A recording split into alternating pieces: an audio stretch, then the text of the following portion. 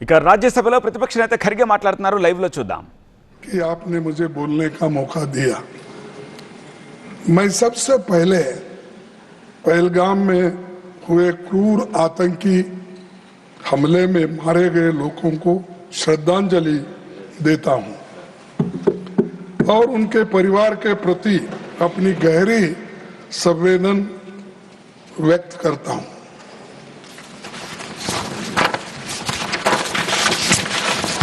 मैं ये कहूंगा एक बात, वो भी सुनेंगे तो उनको भी अच्छा लगेगा। मेहंदी वाले हाथों ने पति की लाश उठाई है। बेबस रोते बच्चों ने पापा की जान गंवाई है। अश्रु भरे लाचार खड़ी बेबस नारी को देखा है। पहलगाम घाटी में हमने अपनों को मरते देखा है। तो ये घटना, ये जो घटी, ये सब लोग देखे हैं, लेकिन मुझे ये समझ में नहीं आ रहा, इतने सब होने के बाद बहुत सी चीजें उन्होंने यानी जो संबंधित नहीं है उन विषयों को उठाकर फिर राज्यसभा के अंदर से देश के बाहर के लोगों को उचकाने की कोशिश कर रहे हैं। लेकिन लोग ऐसे झूठे वायदों पे, झूठे बातों से या असत्य बातों से कभी इसको सीरियस नहीं लेंगे। मैं आपसे ये कहूंगा, मैं पूरे देश और इस सदन के साथ इस बर्बर हमले और पाकिस्तान द्वारा आतंकियों को लगातार सपोर्ट करने की निंदा हम भी करते हैं। हमने तो पाकिस्तान की निंदा पहले ही किए थे, करते भी रहे, आज भी करेंगे, कल भी अगर ऐसा ही चला तो करते रहेंगे। लेकिन हम इधर निंदा करते हैं, आप जाकर उसके दावत में पेश होकर उसके गले लगा लेते। तो बिना बुलाए आपको जाने की आदत है। नहीं, आपको नहीं बोल रहा, आप नहीं गए थे, आपके दोस्त बोलूं क्या, गुरु बोलूं क्या बोलूं, विश्व गुरु वो गए थे। अरे आप खुद ही गलती करते हो, आप खुद ही ऐसी चीजें करते हो और दूसरों को पाठ पढ़ाते हो। ऐसा नहीं होना। आप अगर सीरियस हो तो किसी को, दूसरों को टीका करना, तुमने क्या किया, वो क्या किया, ये बताने की जरूरत नहीं। हमारा इतिहास तो बहुत बड़ा लंबा इतिहास है, मेरे पार्टी का भी लंबा इतिहास है और देश को बनाने में भी हमने जो योगदान दिया है, अब तक एक भी आपका ऐसा कोई कारखाना नहीं जो पब्लिक सेक्टर नहीं, जो हथियार बनाने का और चीजें बनाने का एक भी नहीं। आपने सिर्फ झूठ की कारखाने बनाए, लेकिन पब्लिक सेक्टर आपने नहीं। और वही पब्लिक सेक्टर की कहानी आप यहाँ बताए, HAL, PL जो हमने बनाया था। और पंडित जवाहरलाल नेहरू जी को तो आप इतने बार बोलते, तो मेरे को बहुत से कांग्रेस के लोग भी हैं और दूसरे लोग भी हैं, न्यूट्रल भी है, गवर्नमेंट सर्वेंट्स भी हैं, यानी वो लोग नेहरू जी को गाला देते वक्त अब ये लोग जब कहते हैं कुछ तो तालियां बजाते। अरे एक जमाने में आप जब बच्चे थे, स्टूडेंट थे, तो 14 नवंबर को ये लोग ये कहते थे चाचा नेहरू आए, चाचा नेहरू आए, यही लोग बोलते थे। अब यही लोग टीका कर रहे हैं और यही टीका कर रहे हैं, अरे मुझे सब मानो आप कहां थे। तो ये लोग सर, तो ऐसा किसी का अपमान करने से आप कोई साधते नहीं, कोई आप अचीव नहीं करते। सच बताइए, सच सुनिए, तभी आपको कुछ इसमें से निकलेगा। सर, गृह मंत्री अमित शाह साहब तो गए, नड्डा साहब को छोड़ के गए, हाँ वही छोड़ के गए बोलिए, नहीं लेके गए साथ। गृह मंत्री अमित शाह 7 और 8 अप्रैल 2024 को जम्मू कश्मीर गए थे, तो कहा था कि मोदी सरकार के प्रयासों से देश विरोधी टेरर इकोसिस्टम को ट्रिपल कर दिया गया है। ये किसने कहा? अमित शाह, होम मिनिस्टर ने कहा। अगर ट्रिपल हो गया था तो पहलगांव में कहां से लोग आए, कहां से आए और कैसे आए? अरे इतने सब बातें आप बोलते रहते जो सत्य से दूर है, तो आप सोचिए पहले क्या बोलते हैं और क्या करते हैं। सर, हमले से सिर्फ 3 दिन पहले प्रधानमंत्री मोदी जी ने अपना शेड्यूल्ड दौरा रद्द कर दिया था। मैंने पहले भी इस बारे में पूछा था लिखित, जिसका मुझे आज तक जवाब नहीं मिला। क्या सरकार को पहले से किसी हमले की आशंका थी? क्योंकि आपने अपना वहां जाने का प्रोग्राम रद्द किया, लेकिन आपको ये कैसा मालूम है वहां पर जो टूरिस्ट जा रहे हैं और लोग दर्शन के लिए जा रहे हैं, तो वो लोगों को जाने देते हैं और होम मिनिस्टर यहाँ पर कान में बोलते हैं वहां जाना ठीक नहीं है, जम्मू कश्मीर में हालात ठीक नहीं है। तो ये मैं क्या कहूं? तो अपनी जान बचाने के लिए दूसरों के जान अगर चले भी गई, चल सकता है। क्या ये देशभक्ति है आपकी? Sir, no, I am not in. माननीय लीडर ऑफ हाउस, माननीय leader of house, yes sir, जिसका मुझे आज तक जवाब नहीं मिला। सर आपके उत्तर में बोलो, आपके उत्तर में बोलो।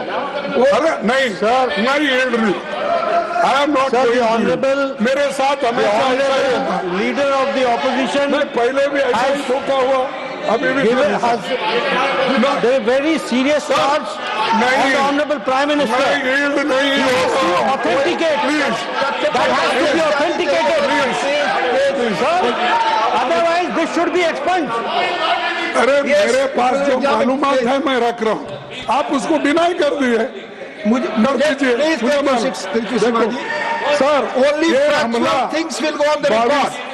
Only factual things will go on the record. Please take your seat. Please take your seat.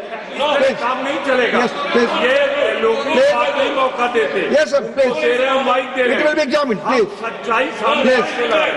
मानिए। ये हमला 22 अप्रैल Please. 2025 को हुआ। Let him speak. पहले दिन से ही विपक्ष ने संसद का स्पेशल सेशन बुलाने की मांग की थी। आपने नकारा और आपने नकार कर ये कहा समय आने पर उसका उत्तर देंगे, और फिर बाद में आप लोग इस तरह से आज पेश हो रहे हैं कि जो कुछ हमने किया, देरी से भी किया तो बहुत अच्छा किया, ये बोल रहे हैं। तो ये सर, मैंने और लोकसभा में नेता प्रतिपक्ष राहुल गांधी जी ने प्रधानमंत्री को पत्र लिखकर विशेष सत्र बुलाने का मांग किया, लेकिन हमने इस पत्र का कोई जवाब आया ना, कोई हमको मालूमात हुआ, कोई टेलीफोन भी नहीं किया कि ये नहीं हो सकता, आगे देखेंगे, कुछ नहीं। तो वो सिर्फ हमारे जो भी लेटर्स जाते हैं, हमारे जो पत्र जाते हैं, वो वेस्ट बॉक्स में फेंक देते हैं, शुद्ध देखते भी नहीं। इतना अहंकार, इतना गर्व अगर होता है तो एक ना एक दिन आपका गर्व तोड़ने वाले लोग आएंगे। ये अच्छा नहीं है। आपको लिखने के एक सेंटेंस, 2 सेंटेंस लिखने की फुर्सत नहीं है, लोगों के गले पड़ने की फुर्सत है। और डिप्टी चेयरमैन जी, 1962 में भारत चीन युद्ध चल रहा था। जब नेहरू जी ने चंद विपक्षी सांसदों की मांग पर विशेष सत्र बुलाया था, तब ये मांग उठी थी कि सीक्रेट सेशन बुलाना चाहिए, लेकिन नेहरू जी ने कहा कि जनता से कुछ छिपाया नहीं जाना चाहिए। अरे ये है हमारा लोकतंत्र। तुम्हारा लोकतंत्र क्या? बुलाओ, नहीं बुलाएंगे। और कम से कम मीटिंग में रखो, जो सत्यता है वो भी नहीं आएंगे नहीं। और आपने तो हमारी बात रखी कि हम लोग आए थे, राहुल जी आए थे, ठीक है, आपको धन्यवाद, कम से कम आप याद अब कर रहे हैं। लेकिन हम आए, आपके मोदी साहब कहाँ थे? क्यों नहीं थे? और हम वो मीटिंग में आते हैं, तुम चुनाव प्रचार में बिहार में फिरते हो, ये तुम्हारी देशभक्ति है।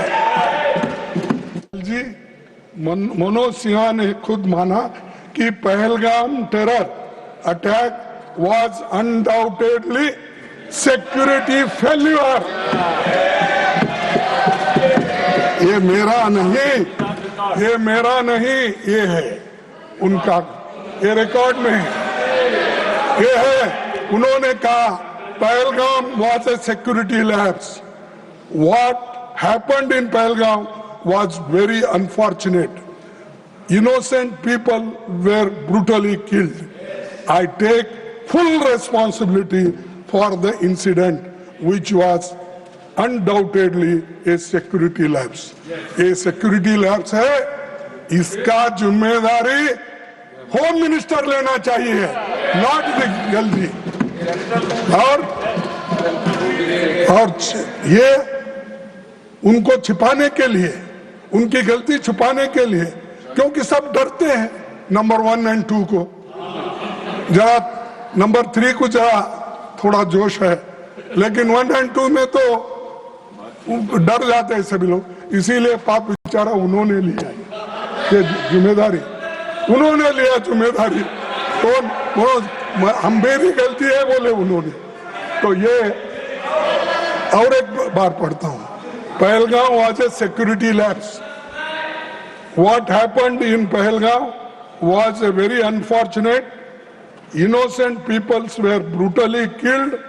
I take all responsibility for the incident, which was undoubtedly a security failure. ये लेफ्टिनेंट गवर्नर मनोज साहब का स्टेटमेंट है। तो इसीलिए ये जिम्मेदारी होम मिनिस्टर लेना चाहिए, अमित शाह साहब लेना चाहिए। आप जरा उनको बताइए कम से कम। और हमको ये कहते हैं कि कांग्रेस ने वो किया। अरे छोड़ो भाई, कितने दिन कांग्रेस उसके नाम पे कितने दिन जिंदा रहना चाहते हैं? उसी गोली पे जिंदा रहना चाहते हैं? आपका कुछ बताओ ना, काम किए सो। अरे हम तो पाकिस्तान के 2 टुकड़े करके इंदिरा गांधी जी ने आजादी दिलाई, बांग्लादेश को आजादी दिलाई। तुम तो अरे आप तो सुनो, आप तो पहाड़ खोद के चुए सर, ये लोग पहाड़ खोद के चूहा निकालने वाले लोग हैं। तो हम लड़ने वाले लोग हैं, और लड़ते लड़ते देश को बचाए और जान भी दिए हमारे लोग।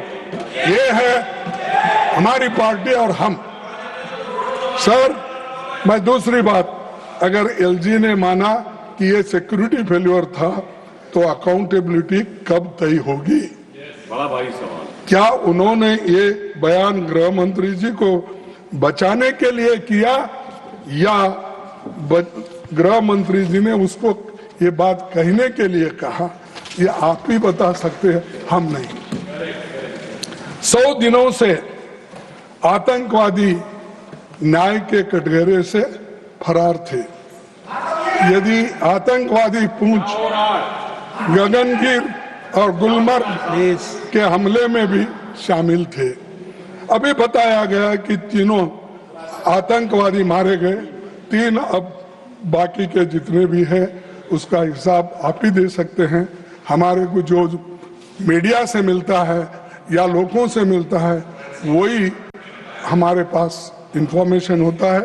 तो अगर 3 मारे गए तो बाकी के किधर गए, कहाँ हैं, कहाँ फंसे हैं, कहाँ छुपे हैं, उसको ढूंढ निकालो ना।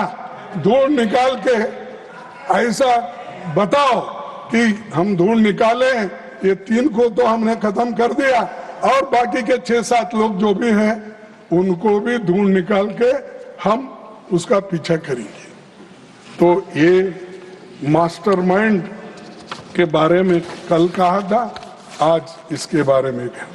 सर, मैं और एक चीज आपसे कहना चाहूंगा कि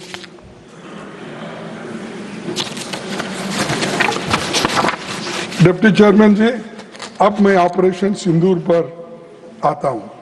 कांग्रेस पार्टी हमारे सशस्त्र बलों, आर्मड फोर्सेस पर गर्व करती है और उनके शौर्य और बहादुरी को सलाम करती है। यहाँ मैं ये भी कहना चाहूंगा कि पूरा देश एकजुट खड़ा रहा। हमारी कांग्रेस पार्टी ने, नेताओं ने, देश भर पूरे अपोजिशन ने सब मिलकर, इंडिया गठबंधन से लेकर जितने भी इंडिपेंडेंट, सभी ने सेना के समर्थन में, सेना के सम्मान में जय हिंद का यात्रा हमने निकाला, क्योंकि आर्मी को सपोर्ट करने के लिए, उसको हिम्मत देने के लिए। मैं और एक बात कहूंगा, हमने 7 मई की CWC की बैठक में प्रस्ताव पारित किया था। ये राजनीति करने का समय नहीं है। हमने कहा ये राजनीति करने का समय नहीं है, बल्कि देश की एकजुटता, दृढ़ता और राष्ट्रीय संकल्प दिखाने का समय है। भारत एकजुट है और किसी भी परिस्थिति में उसकी एकता को कमजोर नहीं किया जा सकता।